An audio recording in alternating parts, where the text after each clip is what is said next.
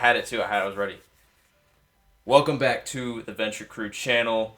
We're going to go ahead and take a look at the full spoiler summary for chapter 1112 of One Piece. Let's go ahead and get right into it.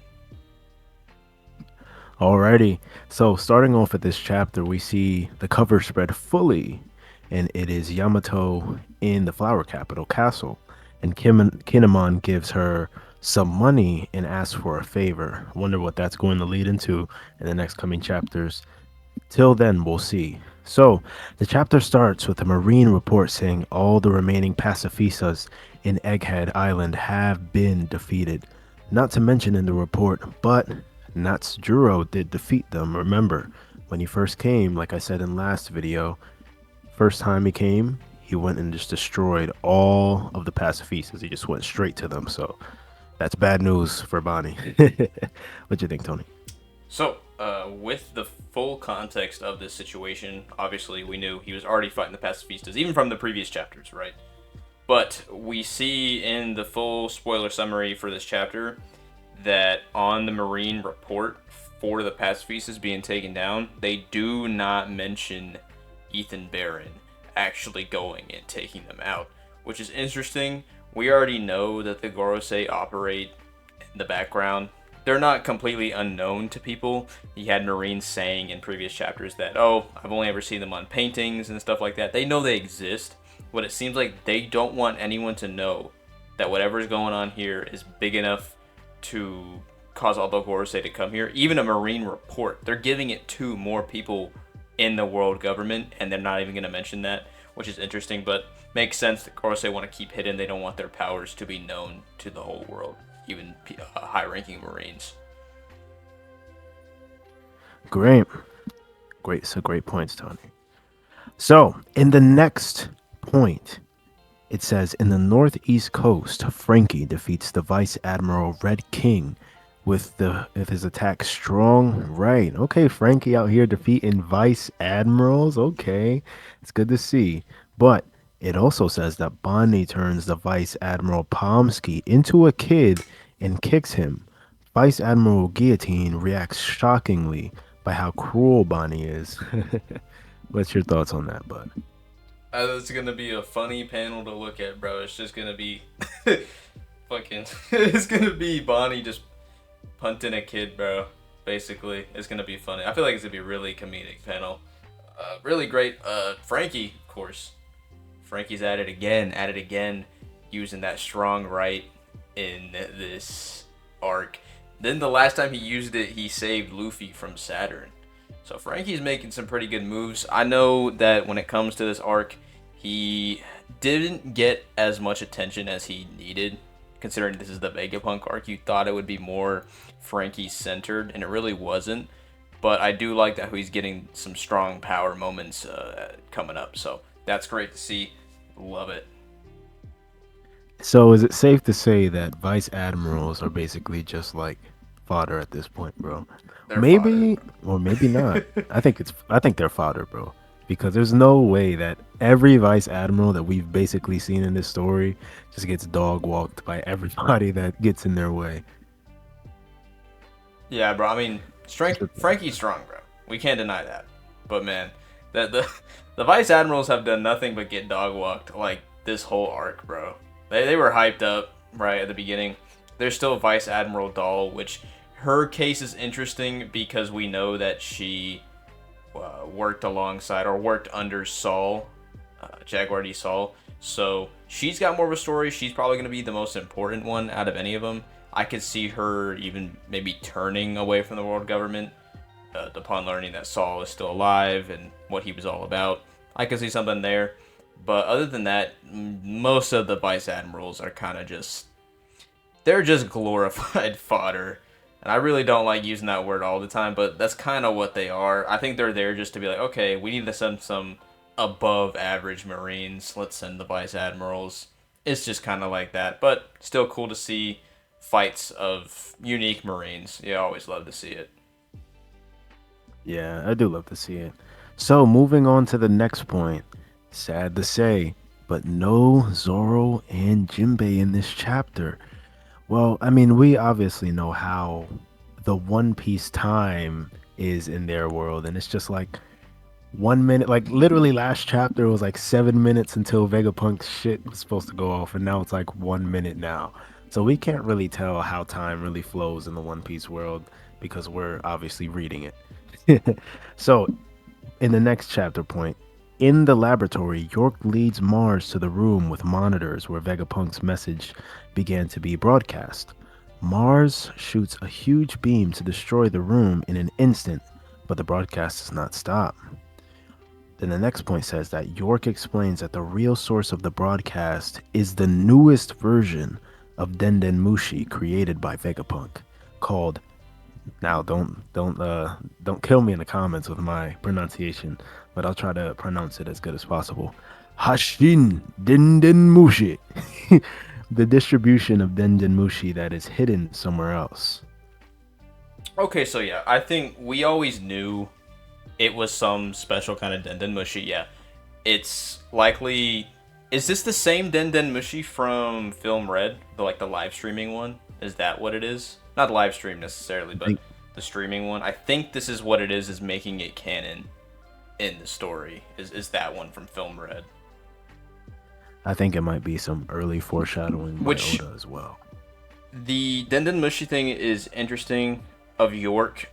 It looks like she thought she knew what was going on, which could still tie into her cutting herself off from the network, because it could be like, okay, we know that this message would come from this Denden Mushi. She might know that that's where you should expect it to come from, but, and you'll see later in the chapter, we're going to see where exactly this Denden Mushi might be, because we don't know if it's the right one coming up, but there is something there where, yeah, York probably cut herself off from the network. She doesn't know everything because she did that. Because to hide everything that she was about to do to betray Vegapunk, she'd have to cut herself off from the network. But at the same time, she's now losing all the information that's coming from them. Yeah. That's a very great point. So, moving on to the next point.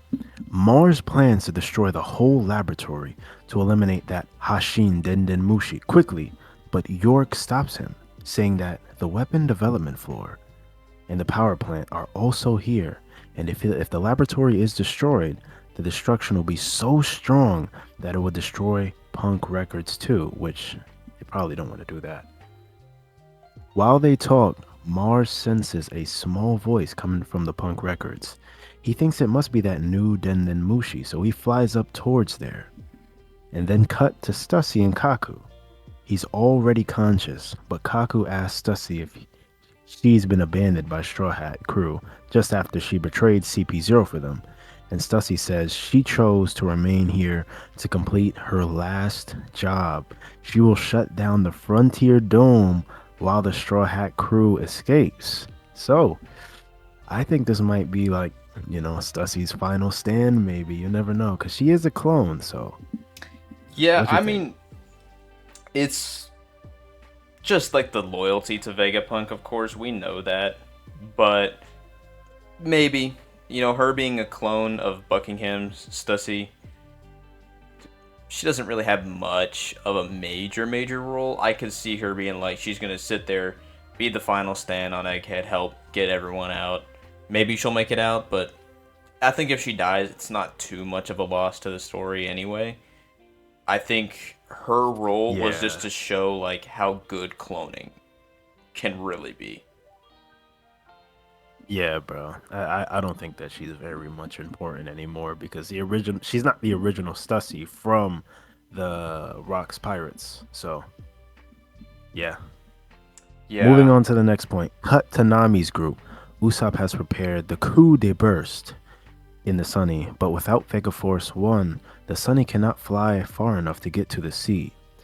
Edison says to trust him, and then he flies away to go through the barrier. Edison says, external damage simulation at 78%. He won't die here, yet. Here he goes. Then it cuts to Luffy's group. Jupiter sucks air into his mouth with such force that Luffy, Dory, and Bragi can't move forward, and they are pulled back. Luffy's face is very funny again, but Luffy has an idea.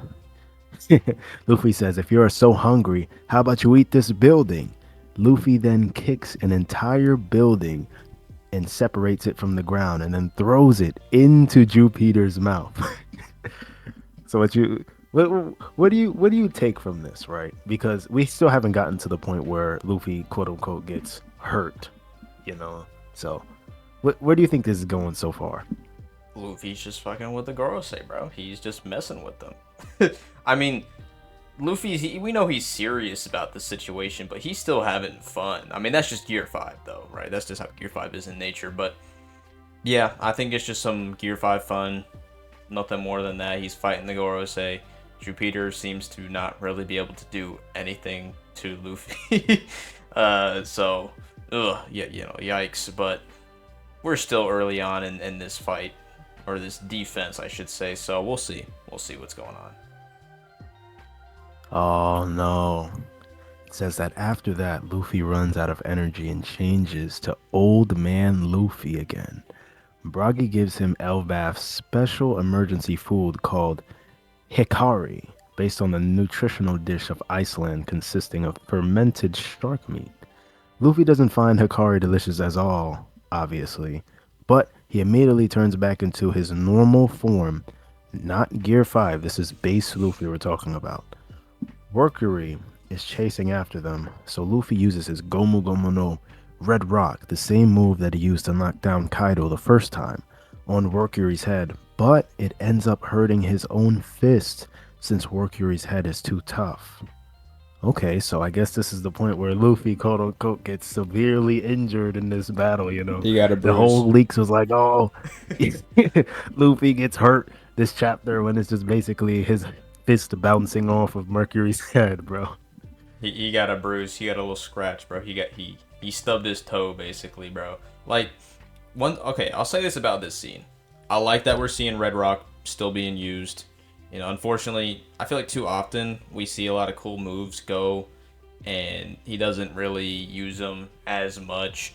UFO. It's also yeah, UFO, bro. like stuff like that. Red Rock is a strong move where you could see it coming back a lot, but just in the sense of it becomes part of his arsenal where he doesn't say the name as often, which is fine. That shows growth that he's not putting as much attention to certain moves. Like, he'll just do Gatling now. Sometimes he still says it, but he'll just do it now, for example, right? But I like that it's being used. Luffy getting hurt, guarantee you this panel's gonna come out. He's gonna punch Mercury, and he's gonna be like, that hurt, and that's gonna be he's gonna like shake it off. That's that's literally gonna be it, bro. He didn't get hurt. Mercury didn't actually damage him himself. It was just Luffy just punching something hard. That is literally all it is. Yeah, I think so as well. All right. Cut to the Labo phase. Saturn is climbing up to the cloud. We can see his legs reaching where Nami's group is, and then cut to the northeast coast, to Bonnie's group again. One of the giants is cut down suddenly. Natsujiro appears standing in front of Elbaf's ship. Natsujiro is very scary in this panel.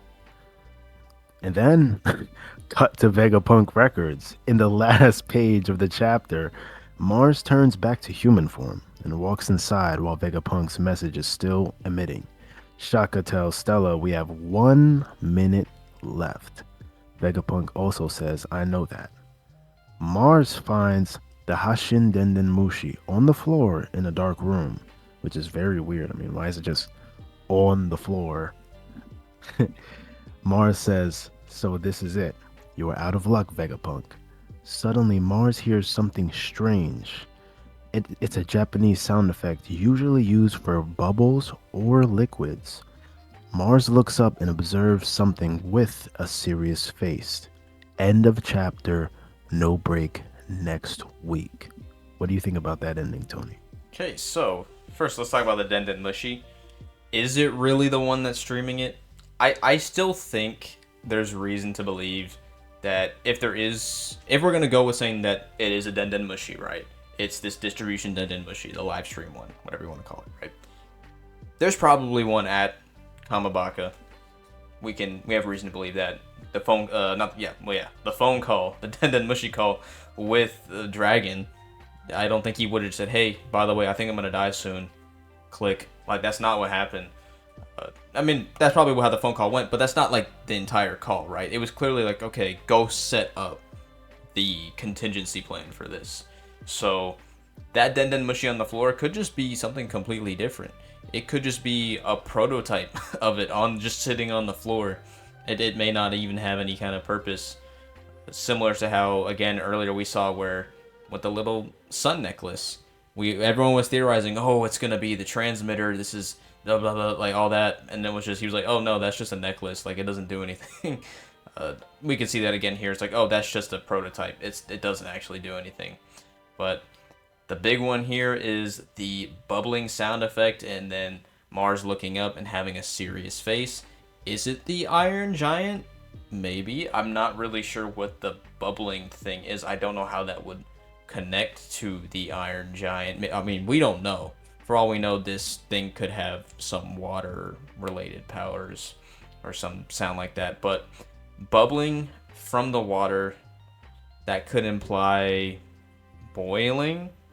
Something hot is coming and it's surrounding. The only thing that's interesting is he's looking up. Isn't he already at a higher level though? So from the sea, it'd have to be something massive towering over where he's already at, which is what? That's like the Labo phase, right? I think let me read it again. Where is he at? Where did it say he was going?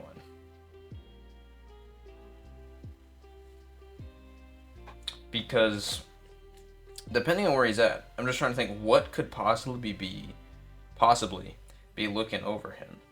So Marcus, Marcus. It's probably not anything like. It's probably either something falling, like either water falling from maybe Jinbei's attack, or maybe it's just like something materializing in the air. Maybe even the Mother Flame. You know, could see that. We don't really know, like. Well, I would say we don't know what its startup is like. We know in the anime it's almost like a thunderstorm first, and then it's like shocking, and then like it's green, and it comes down and it's red, and it's like that. So it could be the Mother Flame. We know that they're trying to get more fuel, so I don't think it would make sense for them to be using it again if it either is very conservatory on fuel. They probably wouldn't use it where the Gorosei are at the same time too, because they don't know if that could kill them. Just teleport. That's true. They could. But then again, we also don't know how that works. Do they have to be summoned somewhere? Or do they summon themselves? Because it was like Saturn showed up and he was like, okay, I'll prepare the summoning circle. And then they all showed up. Is that something only Saturn can do? Can they all do it? Because I always thought it was interesting that he could just do it himself, right? He just shows up at Egghead. Probably because he's been there before. Well, he has been there before. And then he had to do a whole circle for all of them to come in. So there's that too. Maybe they all can do it.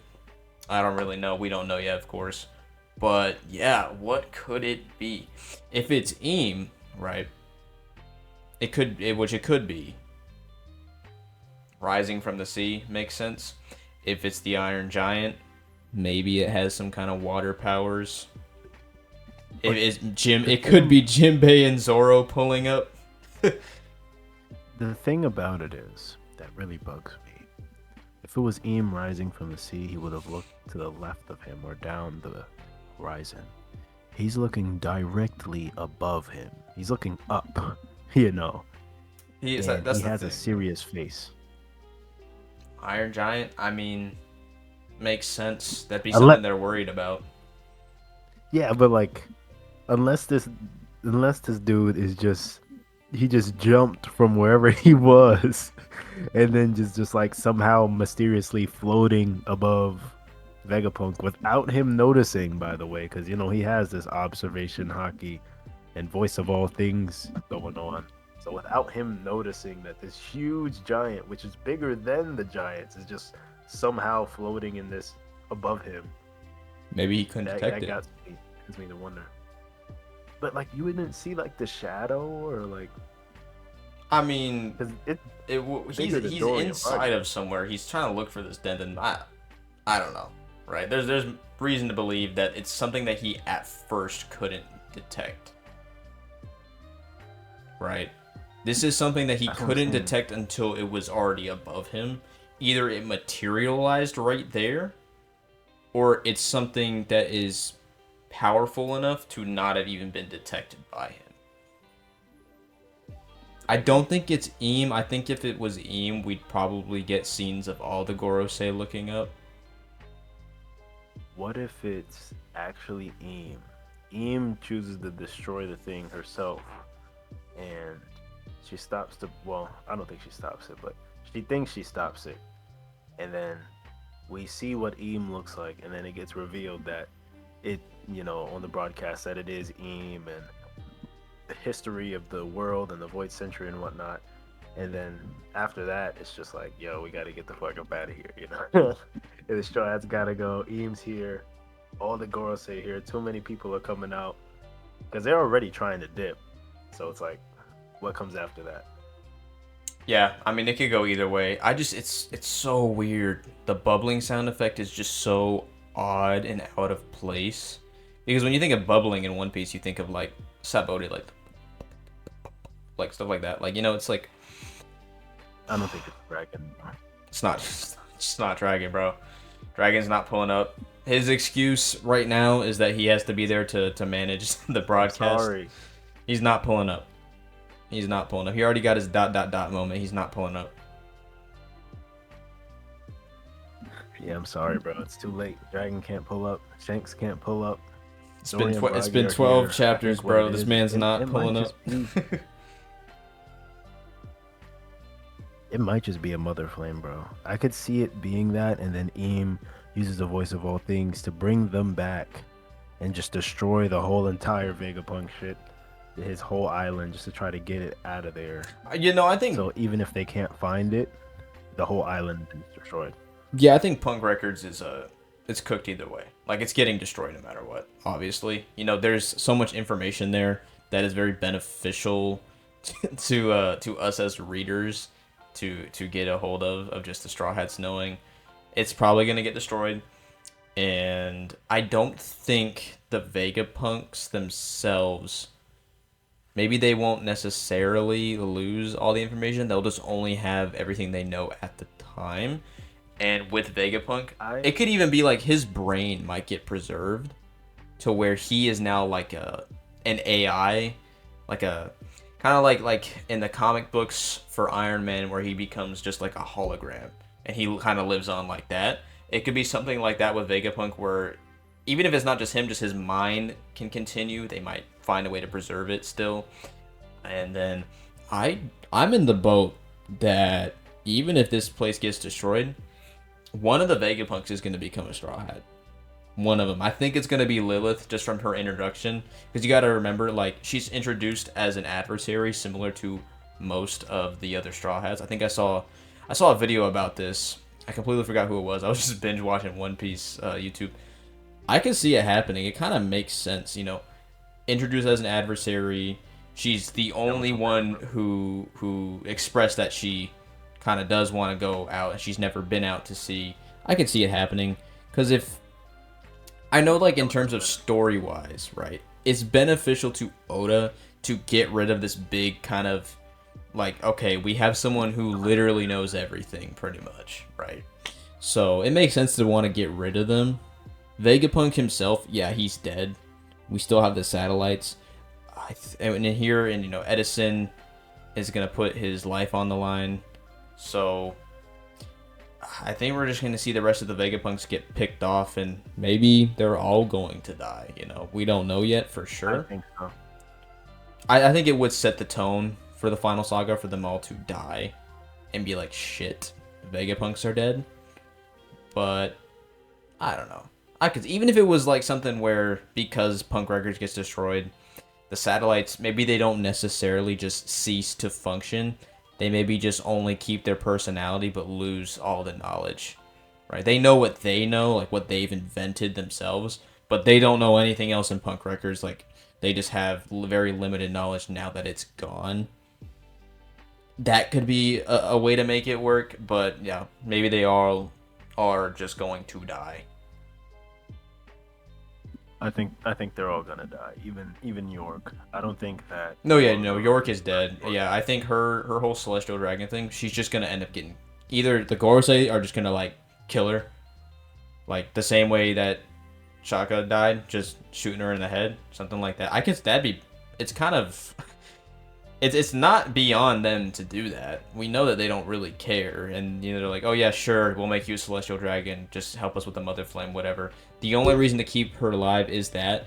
But if they figure out how to do it without her, then they're not too worried about it anyway.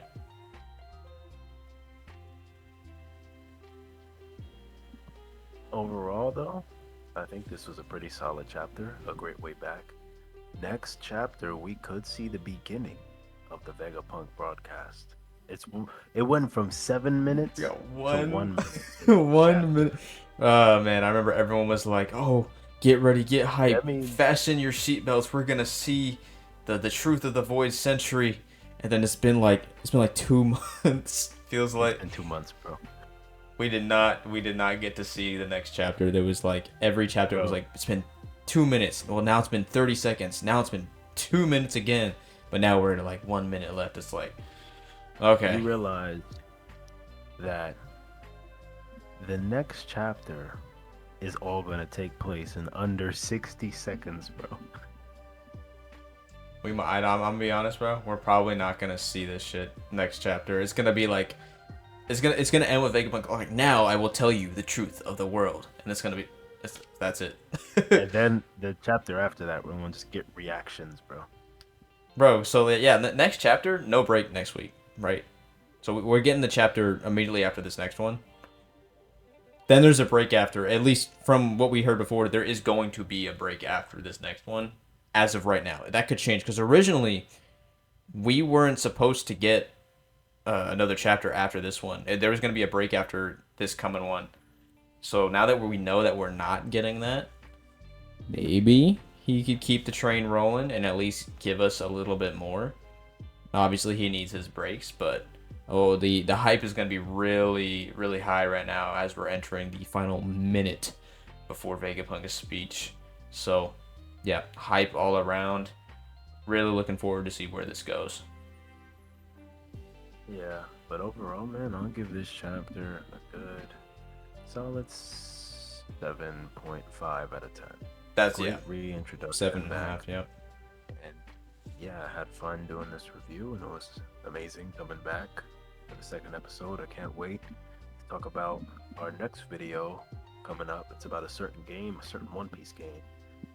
We're gonna dive deep into that. So I hope you guys tune into that. Make sure you guys subscribe.